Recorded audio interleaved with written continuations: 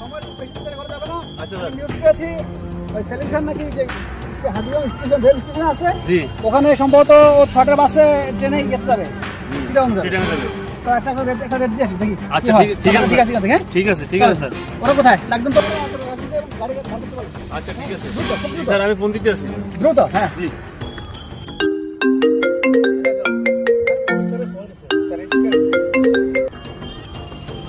হ্যাঁ আলমগীর, স্যার জি স্যার আলমগীর সাহেব কোথায় আপনি?